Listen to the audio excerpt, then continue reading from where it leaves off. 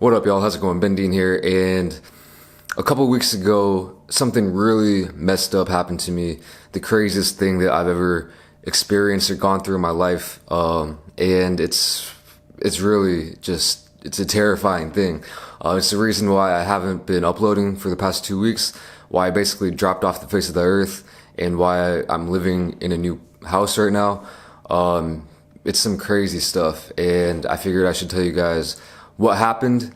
I'm not going to go into every single detail, especially like ongoing stuff, because it's still on an ongoing thing. Actually, I'm not even sure how this is going to come out. I don't like thinking about this, so I don't know where my brain's going to go. It's kind of scattered, and I'm still kind of flabbergasted by the whole thing. But let me just get into it. So a couple of weeks ago, for Thanksgiving, I did a Thanksgiving live stream. Some of you guys may have seen it, and it was around lunchtime. I did it in Korea, so it was Thanksgiving night for y'all in America. And during the live stream, I was having a good time, and I ate some Popeyes, and I talked about, people were asking me, what are you going to do after the live stream? And I talked about I was going to go meet my girlfriend. She had the day off that day, and we were just going to spend the day together. So after I finished the live stream, I changed my clothes, called my girlfriend, and said, hey, I'm going to head over to your house now. She's like, okay. And so I walked to the door, opened it, out into the hallway, and right when I opened the door, there was like a pushback on it. I thought I accidentally hit somebody out in the hallway, and I was like, oh, whoops. But then someone comes around the door, right in my face. This person is wearing a hat, and a mask like this, and they have a knife in their hand, a kitchen knife, and I'm like, what kind of joke is this? What kind of prank is this? Who are you? I can't see their face, and I'm looking in their eyes, trying to figure out if I know this person from somewhere, if it's a friend or a friend of a friend, or what it is. I know it's some kind of joke, or at least I'm telling myself it is. But he makes it quite clear that it's not a joke, and he says, "Go inside your house. I have this knife. You don't want to mess with this." And so after about a minute, just like what's going on here? I go inside, he goes inside, closes the door, and now I'm basically held in my own house with a guy with a knife who I don't know. I keep asking him questions like, what's going on here? Like, who are you? Do I know you? Like, how do you know me? How'd you find me? Like, and all these questions. And he would reveal little pieces of information here and there. Basically, he wanted to steal my identity.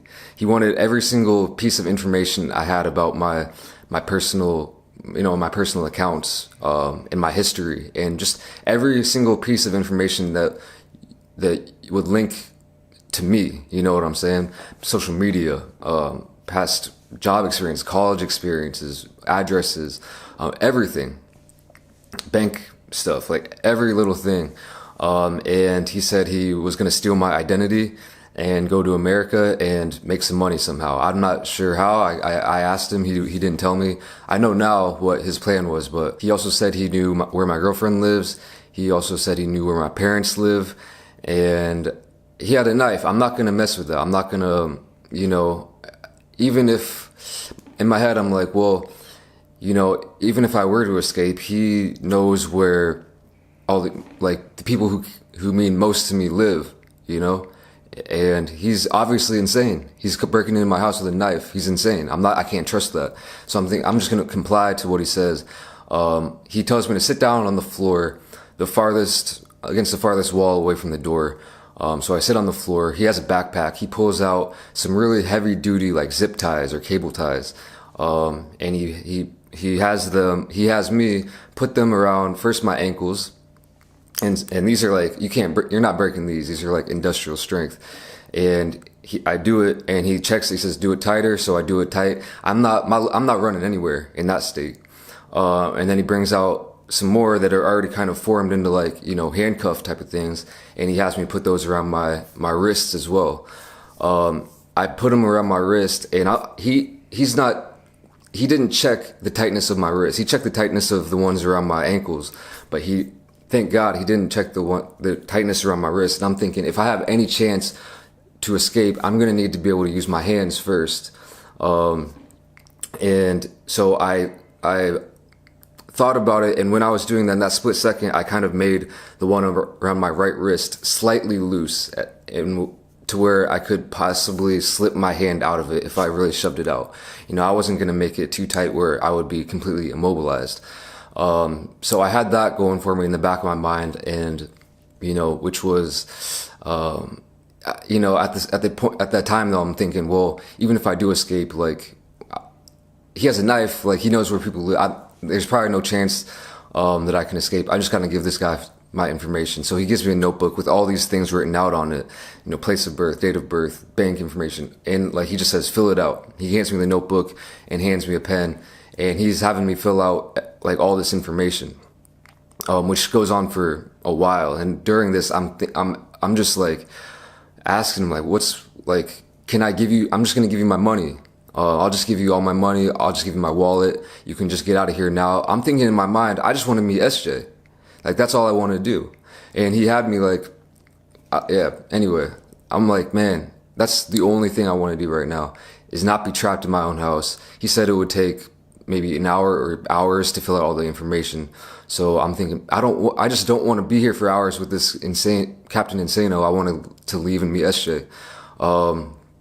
So I'm filling out this notebook. It takes a minute. It's maybe 10 minutes, 20 minutes. I don't know. And for some reason, he gets really preoccupied with my door. I'm not sure why exactly. Maybe just in case one of my friends came, or I don't know. But he kept going to my door, opening it, looking out in the hallway, taking a step or two into the hallway even, and just kind of monitoring the area around my door. And I also noticed that he had left the knife that he brought on my desk, which was, at that point, it was closer to me than it was to him when he was at the door. But he would go back and forth from the door into the middle of the room, check on like if I was doing everything right. And yeah, like I said, I was probably filling that out for 10, 20 minutes. I don't know. The time was a blur to me. But for about 5 minutes there, toward the end, I'm thinking, man, I could potentially escape. If he's at the door, I could slip my hand out of this thing that I left loose, hop up, grab the knife on the table, which is maybe a step or two away from me, cut the zip tie around my ankles, and then go and try to escape. So after about 5 minutes of debating in my head, I'm like, man, yeah, F this, man. Really just F this situation. I'm not down for this, man. I'm not down for this guy doing this to me. So that's what I do. He was at the door. I think he took like one step out and was just looking around the hallway. I slipped my hand out, grabbed the knife from the desk, cut the zip tie on my ankles real quick, so I'm pretty much free, all my limbs are mobile. I start heading toward the door where he is, and I have my golf clubs are sitting right next to the door. I grab a golf club. I still have a knife in my hand, and I grab a golf club real quick. Right when I grab the golf club, that's when he notices that I broke free.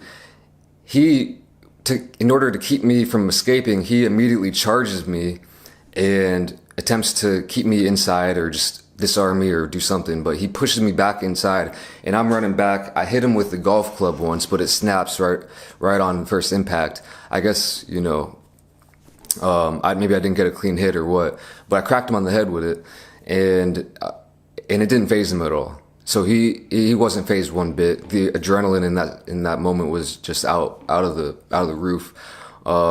But he grabs both of my arms, basically. The golf club is pretty much rendered useless, but I still have it in my hand.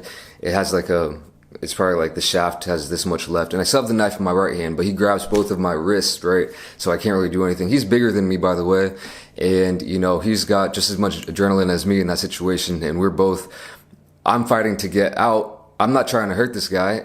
I wanted him to get off me so I can escape. I'm not thinking about anything else except escaping. And the only thing on his mind was for me not to escape. He was just holding me back, holding me in. So I'm pulling myself out of my door, pulling him and myself out of the door, out from my room, out the door, out into the hallway, down the stairs. My building was kind of behind another building, so right when you go down, it's not like you're out in the open. You have to go probably like 30 meters to the street, and it's all kind of blocked off. So I had to fight my way out through that thing, and I'm just kind of fighting with him, just pulling away, and he's just doing everything to pull me back. But I managed to drag him all the way down there, just fighting for my life. And I'm not trying to like stab him or anything. Well, I mean, I probably couldn't even if I wanted to. But he eventually, the knife somehow broke. I think he grabbed the other end and just snapped it. And at that point, I slipped my arm loose from his grasp, and I kind of fell back. I fell on the ground because, you know, I was pulling back so hard. I thought he was gonna jump on me because we were still about 20 meters from the road, and no one was around there. So I thought he was gonna like jump on me and start attacking me again or something. But he immediately runs the other way, back toward my room area, back toward my apartment. I didn't see where he went. I just saw he was going the other way. I immediately turned around and booked it to the street.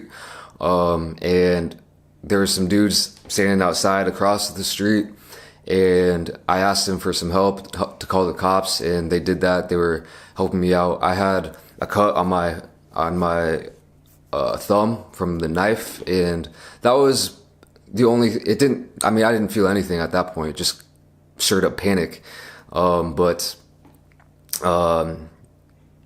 Yeah, and then the cops came, like 10 cops showed up pretty quick.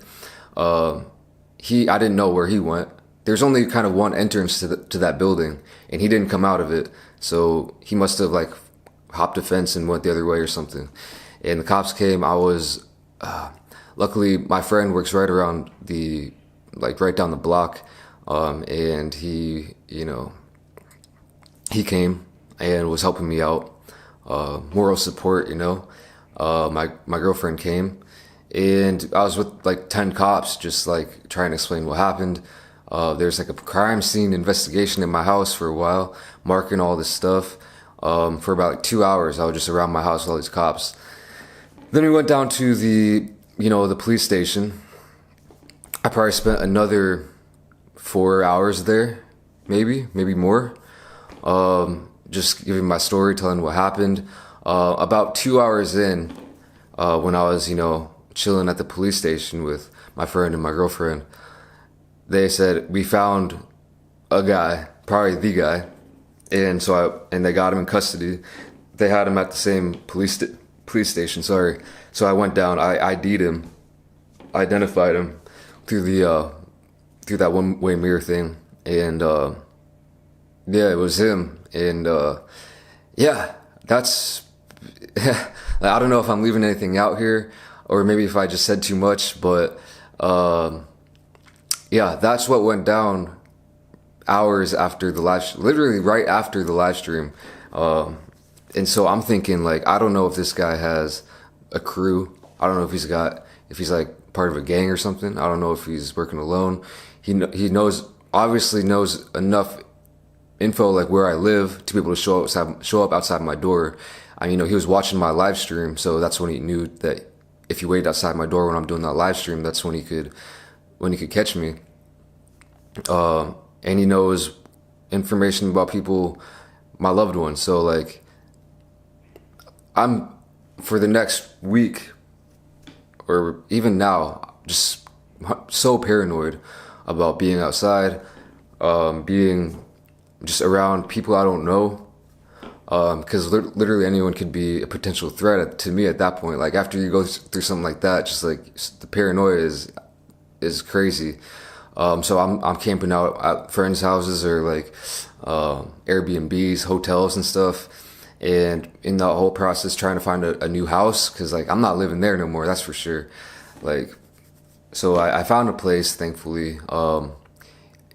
This whole ordeal has cost me a lot of money, just unexpectedly, and it's giving me like trauma, like my mental state is kind of damaged at the moment. So like I wasn't really wanting to, or even able to, like make a video any videos for you guys. And I was just really busy with, you know, moving and all this other kind of stuff. But I really wanted to let you guys know what happened. And like I said, this is an ongoing thing. I do know more information about the situation, but I probably shouldn't, at least right now, tell you guys more information like about this guy. I'm not going to give you specifics about information I know about this guy or his background or anything, but I do know some of that. I just wanted to tell you that story about what happened to me that day, and maybe, you know, apologize for being so just absent from YouTube, and I'm planning on getting back on track ASAP, back on the YouTube grind. I want to do more mukbangs and stuff, you know. And I'm hoping that I can get back on track as soon as possible and start making videos again for you guys. And yeah, but if you know, my mind is still kind of effed up about this whole situation. So things like, for one, like, I'm not going to be able to do like a house tour. I'm not going to be able to do a video around my neighborhood or anything. Like, but the way I do YouTube now, it might be a little bit different because I don't want to reveal too much personal info on my channel for everybody to see, because there's crazy stalkers out there that'll keep you hostage in your own house with knife point. Like that happens, and like, this is a warning to everyone out there, whether you're a YouTuber or not. Like, you know, be careful with it. And yeah, man. Yeah, so hopefully I can get back to normal real quick here. Anyway, that's about it for this video. And yeah, thanks for watching. I'll see you in the next one. Peace.